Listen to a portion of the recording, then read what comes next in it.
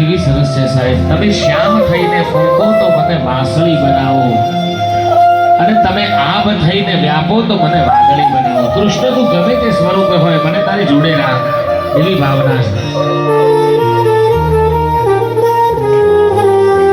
તારી જોડે નાતો બંધાતો હોય તો અમે કોઈ પણ બનવા તૈયાર છીએ. આને નિષ્ઠા કહેવાય.